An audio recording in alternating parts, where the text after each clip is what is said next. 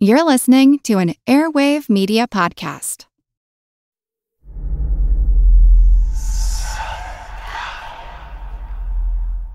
Hey y'all, spooky season is here.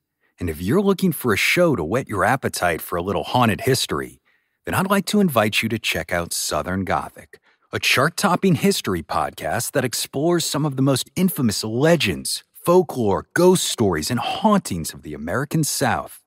We've covered all sorts of stuff from the Bell Witch of Tennessee to the disappearance of the Confederate submarine, the H.L. Hunley, not to mention our deep dives into the local lore of some of America's oldest and most haunted cities, like New Orleans, Charleston, and St. Augustine. So, if you're ready for a little good old-fashioned Halloween storytelling with a commitment to quality historical research, then be sure to check out Southern Gothic today. It's available now on all your favorite podcast apps. Have you ever thought about what would happen if your airline window popped out? Or if you could build a jetpack using only machine guns? Turns out you can, but you really shouldn't. Hi, I'm Jill Chacha, host of a podcast that's for weird people who like learning about weird stuff. It's called, well, That's Interesting, and it's a comedy science-y show that tells the story behind the facts because, as it turns out, those stories are funny. The facts are bizarre, the stories are epic, and the laughter is plentiful. So, join the flock and listen to Well, That's Interesting wherever you do podcasts.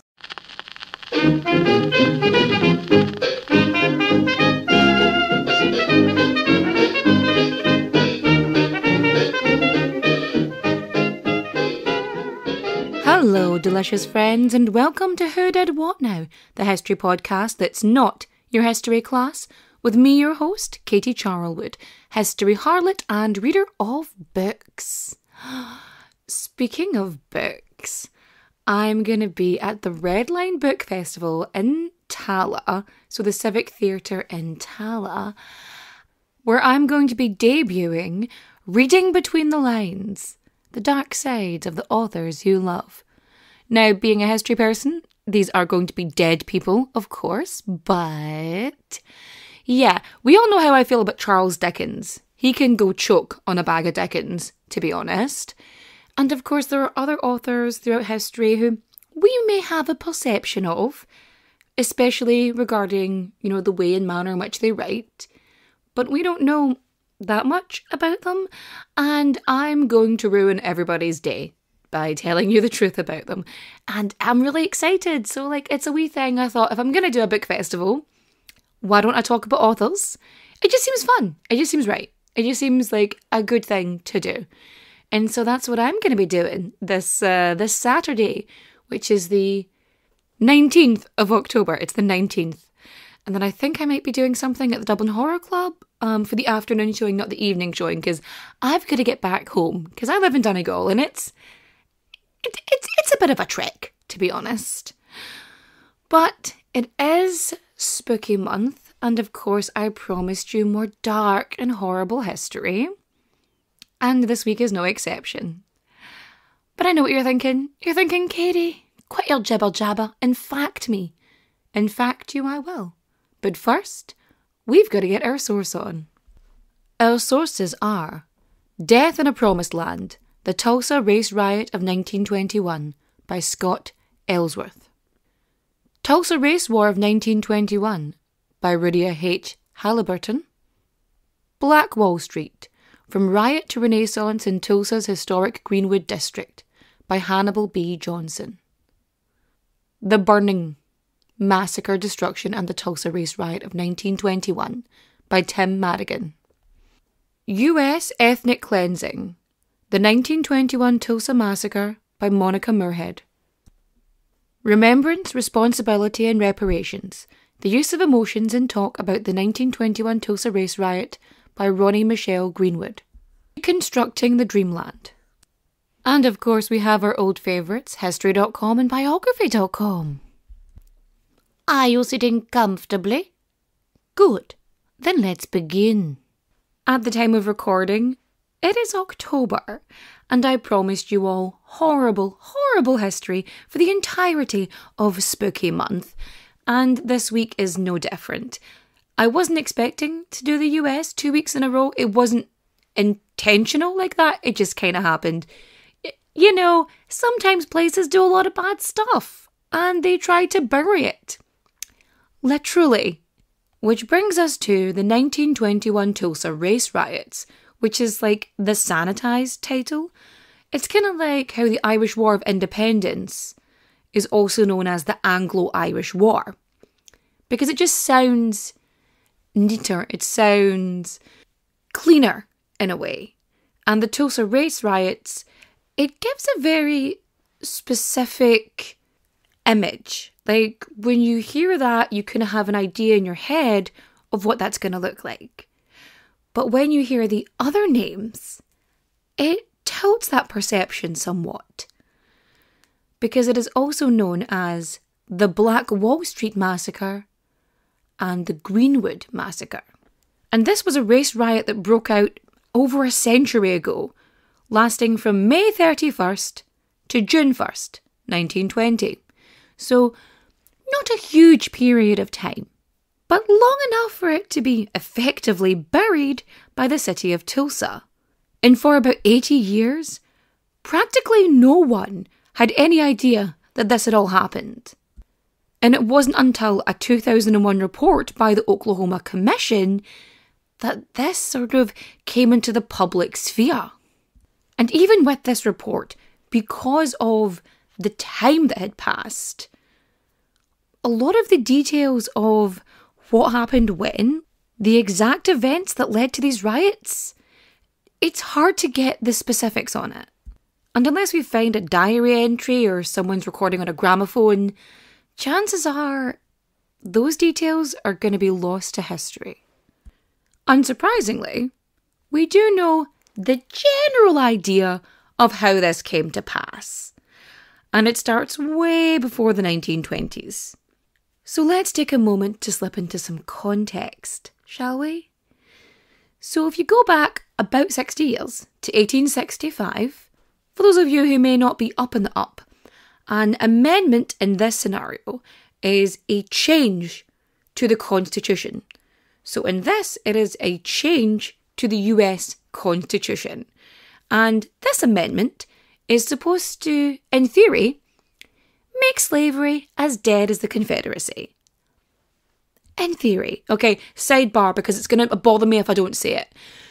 You see, it states that neither slavery nor involuntary servitude, except as a punishment for crime whereof the party shall have been duly convicted, shall exist within the United States.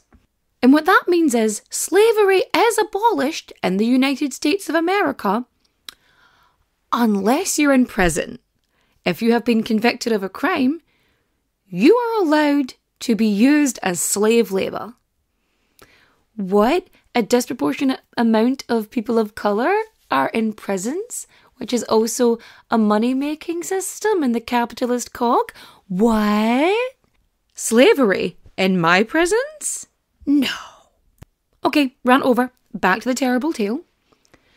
So, the 13th Amendment is passed, slavery is abolished, cough, and in the South, black people formerly enslaved found themselves free.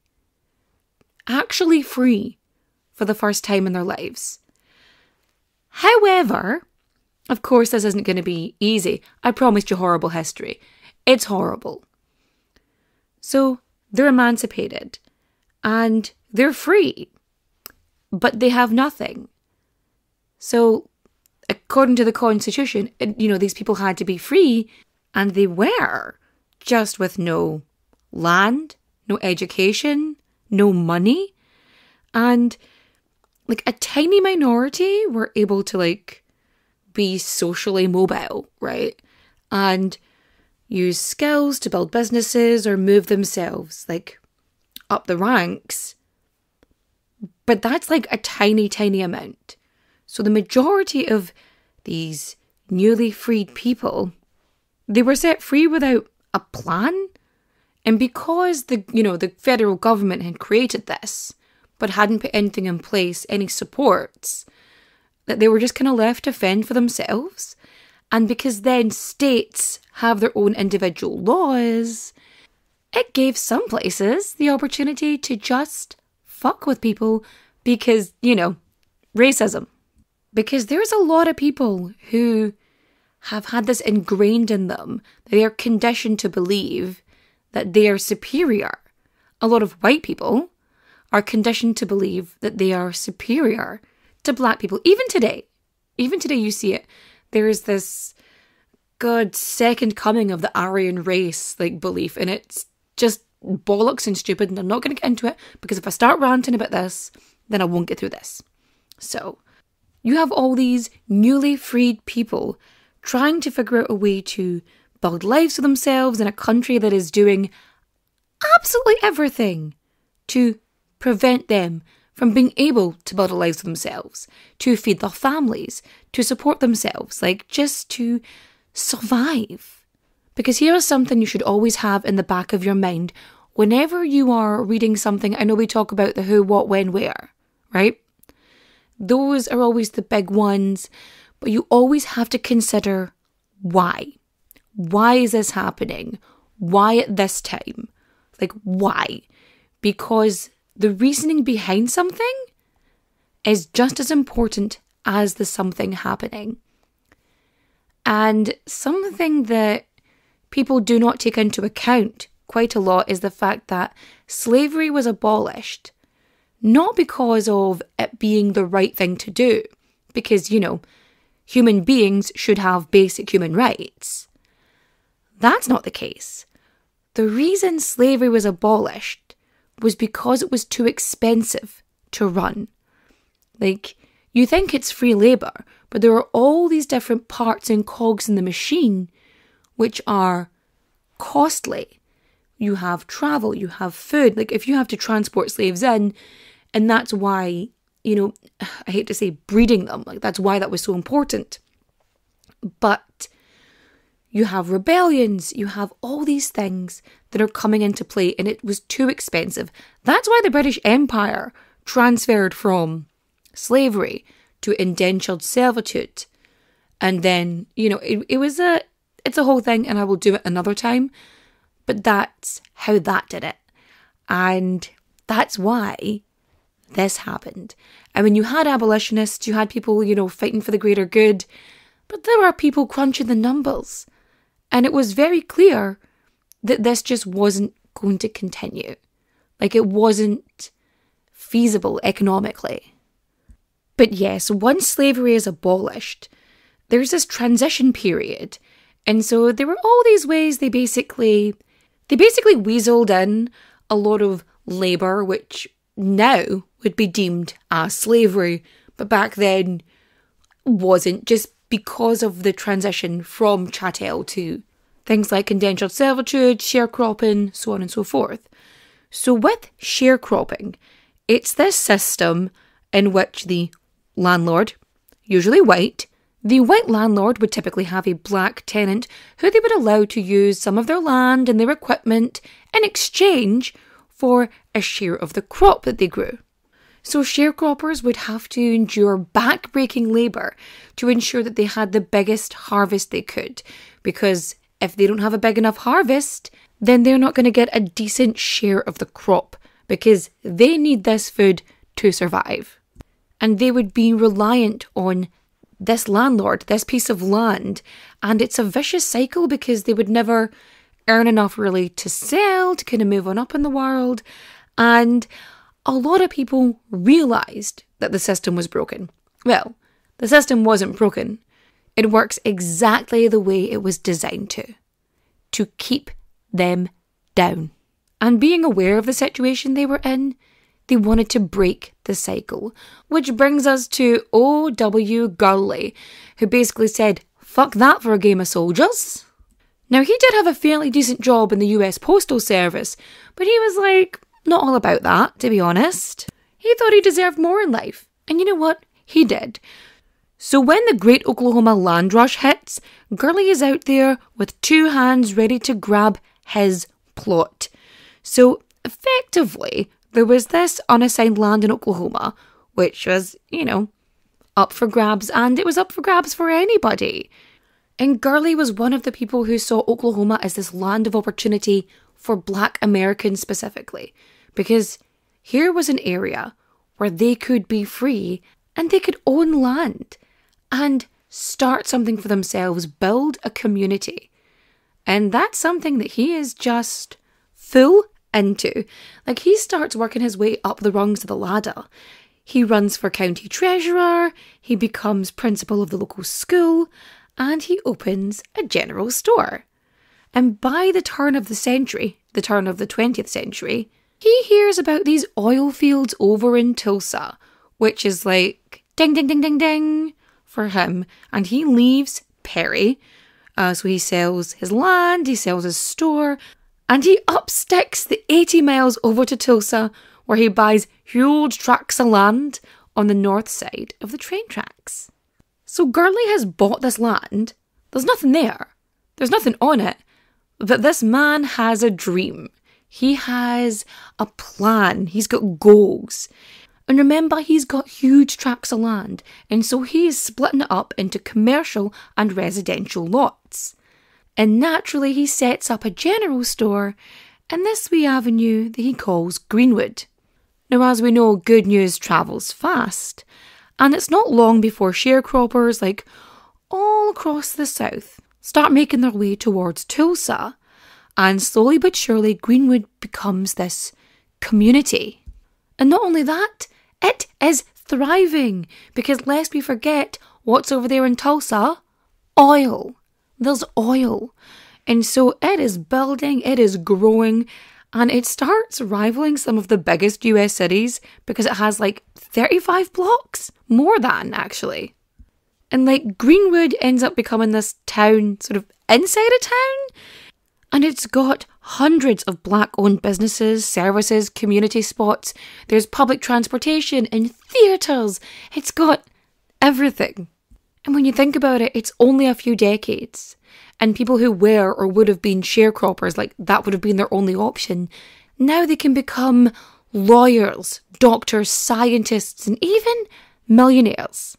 And so Greenwood is basically seen as this mecca, this emerald city of the South. A place where black people can not only escape political, social and economic oppression, but actually thrive in the Deep South. Because remember, we're still at the beginning of the 20th century in Oklahoma, which out with this prosperous POC paradise was a racist hellscape where discrimination was completely legal and lynchings were a family fun community event. They would have picnics. And children would have their photos taken eating ice cream while standing next to a hanging corpse. And lest we forget, the KKK have seeped into every angle of society. They have infiltrated every position of power. Okay? That's out with Greenwood. And the irony is, Greenwood is flourishing because it's an economy born out of necessity. It's the direct result of the Jim Crow laws. So for those of you who are not too up on your old-timey US legislation, the Jim Crow laws were effectively legalised racism. So they are this collection of statutes both at a local level and a state level, and they are so named after a black minstrel character, which is a white person in blackface performing as an African-American stereotype. And the Jim Crow laws, the black codes, they enforced racial segregation, which did everything from creating barriers to just full out stopping black Americans from being able to participate properly in the white-dominated economy. African Americans couldn't spend their money over there, so they spent it over here. I cannot emphasise enough just how successful Greenwood is, especially in Tulsa. It is one of the most successful black economies in the entire history of the USA. Like, the entire. And that's why it gets the nickname Black Wall Street. Like, it is full of money. Like, it's everywhere. And not just like a wee bit. Like, there's not just some people who are doing a wee bit better for themselves. People are not just comfortable, they are loaded. Like, they have money coming out the wazoo. Like, they have luxury shops, they've got department stores, they've got the most gorgeous churches, because of course they do. They have these fabulous grand mansions. They've got their own hospitals, the hotels, they've got pools, because of course they can't share pools with white folk, which is completely of the fault of the white folk. But yeah, they've got their own banks, they've got newspapers, they've got their own transportation systems. Like some of the people who are living here had private planes. Like I said, these people are doing well. People are investing in their own economy. Like, not just because they want to, but because they have to. Because of the segregation laws, they're simply not allowed to spend their money in the white side of town. They can't put their money into these white businesses. They have to put their money into these black-owned businesses in their own neighbourhood. And it gets to the point, like, it is just building and building and building, that by the time 1921 rolls around, there is over 10,000 African Americans living in Greenwood. Which brings us to 19-year-old Dick Rowland, a black shoe shiner who's working over in the white side of town on the other side of the tracks. If you're wondering where the wrong side of the tracks comes from, yeah, you thought it was to do with poverty. Nope, it's just racist. Facts! So Dick, he's a shoe shiner out on Main Street, and like most human beings, he has a bladder. Naturally, that bladder needs to be emptied every now and again. And because of those aforementioned Jim Crow segregation laws, he had to make sure that he used a toilet that was specifically assigned for black people. And of course, those toilets are always in the most awkward of places. And his nearest lavatory was at the very, very top floor of the Drexel building on 319 Main Street.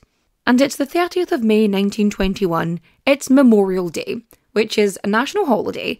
So typically, he wouldn't have been working. And also, neither would 17-year-old Sarah Page, a white elevator operator in the Drexel building. So Dick Rowland, desperate for the loo, gets in the lift. Sarah Page, she brings the lift up to the top floor. Now the problem with this particular lift is when it hits the top floor, it's not quite level, so there's a bit of a ledge. So there's basically this lip. And so when Dick goes to exit the elevator, he trips and he either falls into Sarah or stands on her foot or he accidentally grabs her. Like one of those things. Which is, something that happens and you could brush off and be like, okay. But again, racist hellscape. Because a black man having a physical interaction with a white woman is the kind of thing that would get the black man lynched. So when he hits into her in whatever way, Sarah screams because remember, she's 17 years old in an enclosed space and someone is physically touching her in some way. A scream which is overheard by a clerk at a clothing store in the building. So she hears the scream and she sees Dick Rowland absolutely leg it. So white woman screams, black man is running, like this clerk just goes straight to reports it to the police, right? And Dick is probably shitting himself at this point because he is all too aware of what the consequences of this can be. So the clerk reports it, the police end up questioning Sarah, who makes it clear that she doesn't think this was like malicious in any way or intentional.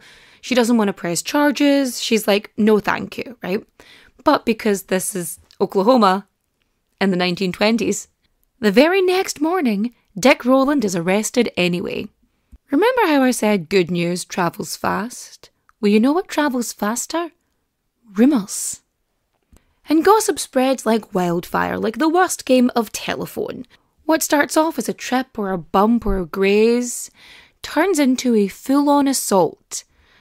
And even the Tulsa Tribune, the local newspaper, without any evidence whatsoever, runs an article on its front page accusing Dick Rowland of brandishing his way into the lift, attacking Sarah Page, scratching her hands and face and ripping off her clothes. None of which happened. Not a shred of truth. Oh, apart from he entered the elevator. That's it. That is the truest part of this whole thing. But they don't care if it's true because bad news sells papers and also seeds discontent. And apparently, now I would say take this with a grain of salt, but given what they published in papers at the time, we can assume that it's probably true. The newspaper also had an additional article literally giving people orders to go and lynch Dick Rowland. Now, there are pages missing from the microfilm in the newspaper, like it's just gone. So we don't know if it actually was there. Part of me thinks that it was removed because I'm suspicious like that, considering what I know about historical sensationalism and propaganda. Just feels like it's deliberately removed, is what I'm saying. Just feels like that. And so the afternoon edition of the Tulsa Tribune rolls off the presses by 3 p.m. on the 31st of May. And within hours, whispers spread through both the white and black communities that a lynching was happening that very evening. And with that, I think it's about time to have a break, meaning you'll either hear a word from our sponsors or perhaps just enjoy a moment of silence. Who among us hasn't dreamt of being a princess one day? Couture gowns, fabulous crowns, and a convenient fairy godmother to help you out when you're in a pinch. Even the Royals is a podcast from Wondery that shows the realities of royal life is less fairy tale and more cautionary tale. Like Princess Ubul Ratana of Thailand, who flips the Cinderella story by, instead of turning a pauper into a prince, and gives up her crown to marry a commoner. Or a royal close to my heart, Caroline of Brunswick, who fled an awful home life only to marry into another awful home life. And just like you, me, and my friend who decided that wearing leather jackets on the hottest day of the year was a good idea, even the Royals have regrets. Follow Even the Royals on the Wondery app or wherever you get your podcasts. You can binge Even the Royals ad-free right now on Wondery Plus. Have you ever thought about what would happen if your airline window popped out? Or if you can build a jetpack using only machine guns? Turns out you can, but you really shouldn't. Hi, I'm Jill Chacha, host of a podcast that's for weird people who like learning about weird stuff. It's called, well, That's Interesting. And it's a comedy sciencey show that tells the story behind the facts, because as it turns out, those stories are funny. Every Thursday, I tell the tale behind a new, odd discovery, like how researchers found 2 mysterious structures surrounding Earth's core, or how it's actually possible to stop hiccups using a rectal massage. Yes, there's a story behind that, no pun intended, and I tell the story, because storytelling is the perfect way to learn and remember. The facts are bizarre, the stories are epic, and the laughter is plentiful, so join the flock and listen to Well, That's Interesting, wherever you do podcasts. And we are back. It is the 31st of May 1921 in Tulsa, Oklahoma. Dick Rowland has been arrested for assaulting a white teenager on the white side of town. Even though she said he didn't do it, she didn't press charges, and there is absolutely zero evidence to suggest this actually happened. But of course, the newspaper prints whatever story they want. And it's not long before white people start showing up outside the courthouse. And by sunset, there are hundreds of angry white people gathering outside the courthouse. At 8:20 in the evening, that is 2020 hours for those of you on military time, 3 white men storm into the courthouse and demand that Dick Rowland be handed over to them. And the authorities say no. They just flat out refuse to hand him over. Meanwhile, while the crowd is rabbling outside, the black community over in Greenwood are trying to figure out the best way to protect Dick and prevent him from being lynched by an angry mob. And of course, they're not just about to sit back and let this teenager be murdered. No. So at 9 o'clock that night, a group of black men 25 strong arrive at the courthouse, fully armed. They offer their assistance to the police at the courthouse, in case the angry white mob attack, and the authorities turn them away. They say that Dick Rowland is safe, there's no need to worry, and he isn't going to be turned over to the angry mob. And in a move that will surprise absolutely no one, the appearance of 25 armed black men at the courthouse only made the angry white men even angrier. They're like foaming at the mouth at this point, and so they decide to arm themselves, as if some weren't packing already. But there's even this one group of white fellas who try to break into the National Guard armory in order to get, into the stash, the weapon stash. But, they don't make it and they have to just, abandon that plan. But, they tried to break into the National Guard armory. Now, on a scale of 1 to invading Russia in the winter, that is squarely in the going to war with emus section. But this whole situation is not settling down. It just keeps escalating and escalating. There is this crowd of white people who are absolutely livid, all because this newspaper pushed this false narrative that this young black man assaulted this young white woman, even though she said it didn't happen. And the mob just keeps multiplying like a fucking virus. Because it's not just men, you've got women and children. And at one point there's nearly 2,000 white people there in this just rabble. And you've got the police chief and the sheriff just trying to talk sense into the crowd, trying to get them to disperse. But they are baying for blood. So the sheriff, Willard McCullough, goes into a crystal maze level of protection. He has deputies on the roof with rifles. He disables the lift inside the building, and he has deputies armed standing around Dick Rowland in a circle on the very top floor of the courthouse. He even commanded the deputies to shoot any intruders on sight, because if anybody got in there, Dick Rowland was ending up dead. And it's good that the sheriff was actually doing his job, because the police chief, John A. Gustafson, he says that he told the mob to go home, but he didn't actually dispatch any of his police force, didn't bring any of them in to assist the sheriff, or, help the situation in any way. He just ends up sodding back off to police headquarters and tells the sheriff just to deal with it. By 10 p.m, a group of around 50 to 60 black men from Greenwood arrive, all armed with shotguns and rifles. These guys, they go over to the courthouse and they offer to support the sheriff's department, and they're refused again. And this was too much for some white sensibilities. And as these black men are leaving the courthouse, they are attacked by this white fella, who was attempting to disarm one of them. Of course, a struggle ensues, and in that struggle, a gunshot rings out. And that was exactly. Now, we don't know whether that first shot was deliberate or accidental, but it is all the angry crowd needed. That one shot was the signal they needed to start shooting.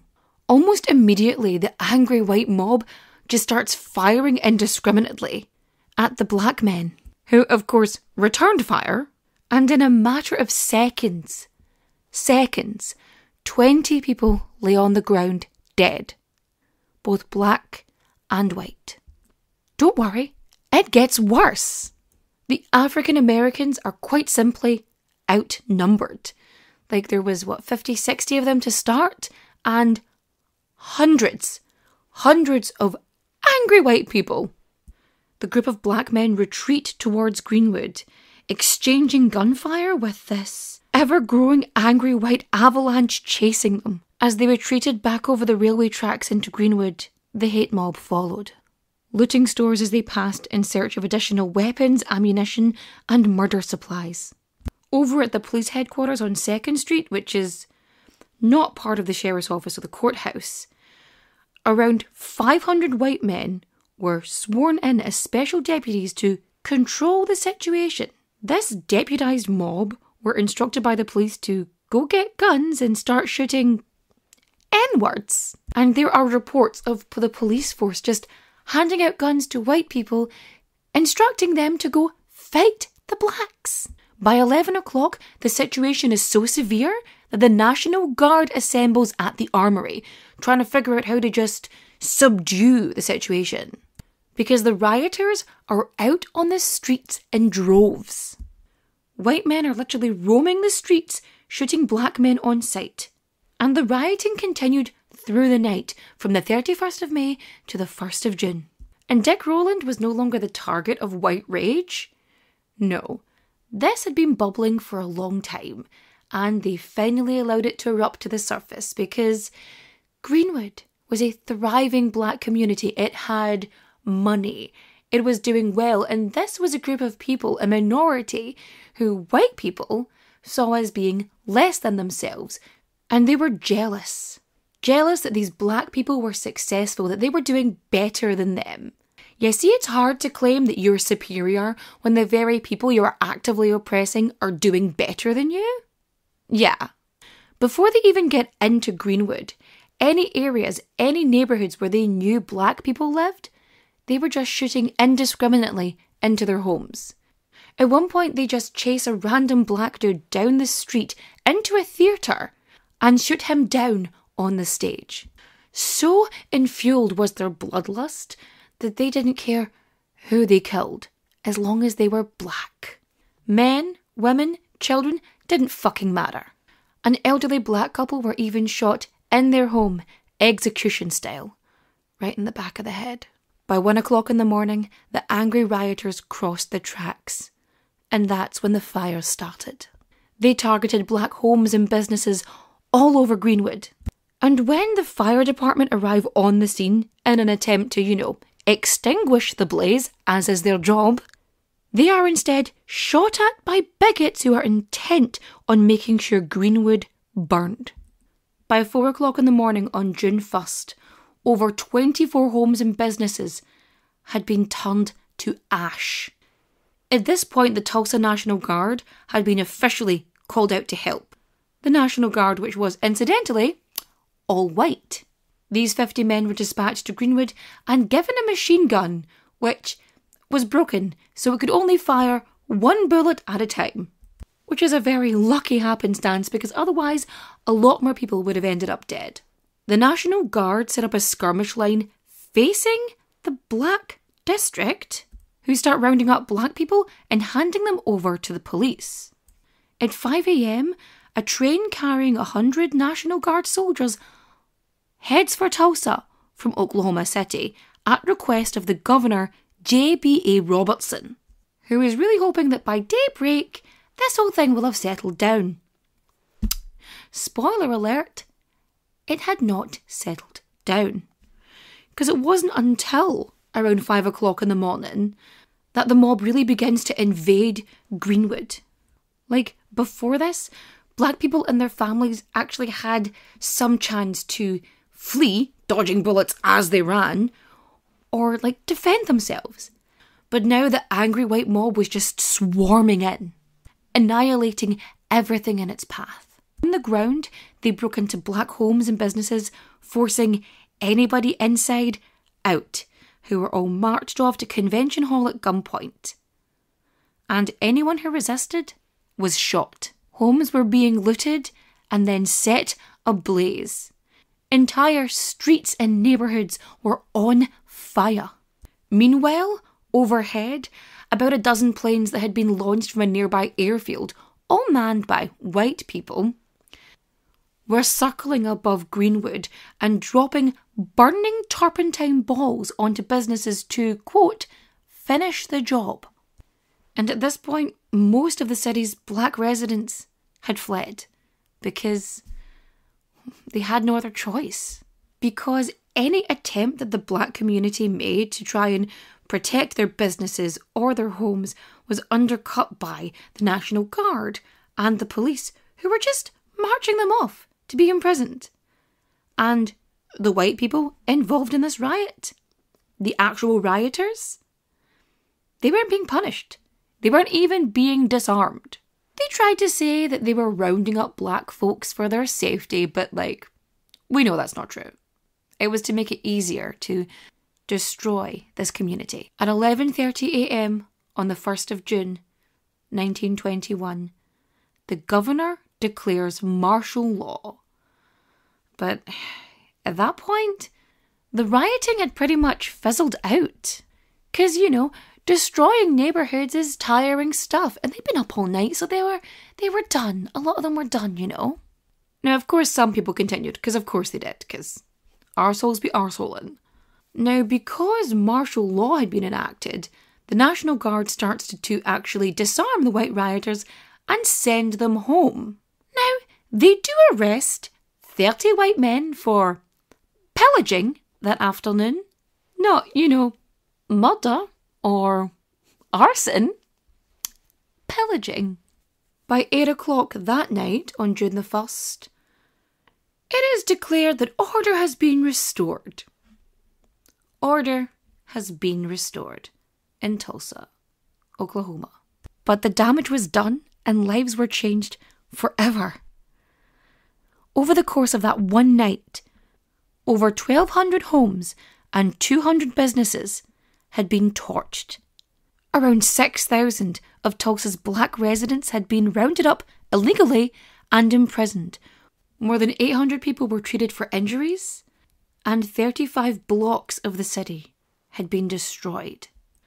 Now, the Oklahoma Bureau of Vital Statistics reported that the death toll was 36 people.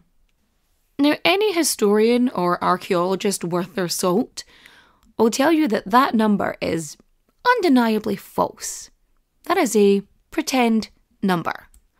A number that was pulled out of somebody's arse so that the city of Tulsa and the state of Oklahoma didn't have to admit the true extent of this massacre. Now, we will never know how many people actually lost their lives during the Tulsa race riots, because in the days following the riots, loads of people were buried without proper documentation. When the black people who were not detained tried to return to their homes in Greenwood, they had no idea if they were returning to just a shell of a house or whether their home had been completely totaled. Any home that was still standing had been completely looted. And then, of course, we have those who were detained.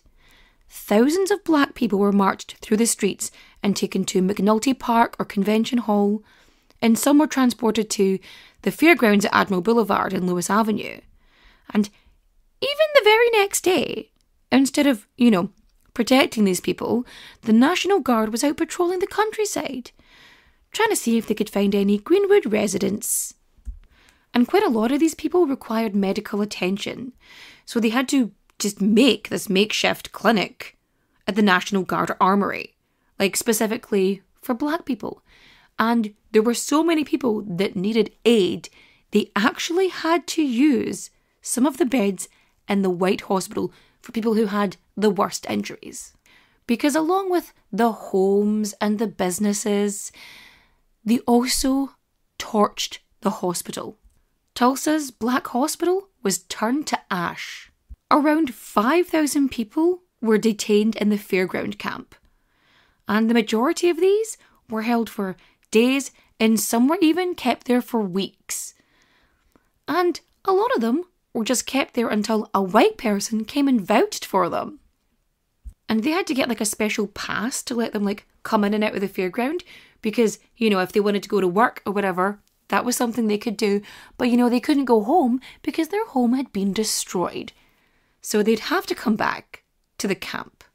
Also, in addition, furthermore, it's not the National Guard that's providing aid and assistance in the fairground camp. It's the Red Cross. Now, the Red Cross doesn't usually conduct relief efforts in man-made disasters except in times of war. But it showed up here. What does that tell you? They stay for months just providing healthcare and support and aid for these people. Meanwhile, it doesn't take long for the officials, the higher up, the government in Tulsa to start twisting their own narrative and blaming the Greenwood residents for this whole situation happening. A grand jury is assembled to investigate, and they were told that the crowd outside the courthouse were not an angry mob, but were simply curiosity seekers, spectators. And the next thing you know, a bunch of angry black men showed up with guns. And every single white man involved in this riot was given immunity. That's right, the state and the city covered it up. And they covered it up for years. They pushed this false narrative. They blamed black people for being attacked by white people because of their own racial bias and false sense of superiority. And the officials do everything they can to remove this information. Like, you can't find microfilms on it. You're lucky if you find a newspaper. Like, a lot of this information was just removed, destroyed, hidden. And that is the case for a long time. And to just rub salt in the wound, the officials say they want to help the Greenwood residents rebuild their area, rebuild the neighbourhood, so on and so forth. And the Red Cross, they actually advise the residents not to sell their land. Don't sell it because alarm bells, this is dodgy as fuck, right? Because the officials, the government, they say, oh no, you can't build homes there. We want it to be used for industry instead, because they create all of these wild fire codes in the area, which make it virtually impossible or crazy expensive to actually build homes there. And the Red Cross is trying to convince them to do this, to just rebuild your homes. But if they rebuilt homes in the area, they could be arrested. It was this whole just ouroboros of villainy. And so these activists get involved and they try and help the black community rebuild Greenwood. And, their lawyers pay bail to get them out, and then another hurdle, another block. Because insurance companies are refusing to pay out because they're it's an exemption because of this, because of that. Every excuse in the book. Because again, they're blaming these people for their homes being destroyed. But what about our two initial players in this, I hear you ask? Well, the charges are dropped against Dick Rowland at the request of Sarah Page. And then they both just kind of disappear. They leave Tulsa, and after that there's little to no record of them. And so they're gone. Which, I wouldn't blame them for. Because it's reported that 300 people died during this massacre. And, you've got all these different whispers and reports and theories about what happened to all these bodies. Some reports say that the corpses were placed on trains and just couriered out of Tulsa to be dumped somewhere else. Other reports suggest they were cremated or chucked into the Arkansas River. And of course, one of the most prevailing theories is that of a mass grave, or graves. And they think they might have actually discovered at least one of them. But we're still waiting on testing to see. Tulsa tried so hard to cover this up for years. For almost a century, they tried to keep this hidden. But the truth will always out. Secrets don't stay buried forever. And now I know for some of you, you listen to this and you just want to hear the dark and terrible tales from history. But history is real. It's real people, real lives, real lived experiences. And it's our duty as fucking humans to not hide from the hard truths. To tell these stories honestly and truthfully, and to call out the bullshit. And to actively try to make sure this shit doesn't happen again. Because in Tulsa, it wasn't a minority that was attacking people. It was a minority that was helping them. And the majority was the mob. We're attacking. We're destroying. Because these people had more than they had. And they felt justified. And so ends the tale of the Tulsa Race Massacre. Typically, this is the part of the episode where I would ask you to rate and review 5 stars. Which, honestly, great, I would love you to. But it also feels really weird to do so when I'm talking about something so awful. And I understand it can be a bit weird hearing this kind of history from someone like me, whose foundation share is Victorian ghost. But the truth of the matter is, I'm a historian. I talk about history that's been hidden, stuff that's been twisted, propaganda pushed through, or just sensationalised. And this is all of it. It's all here. And if my voice helps even a little bit, provides that information, shares this story, even a smidge more, and I'll fucking shout from the rooftops.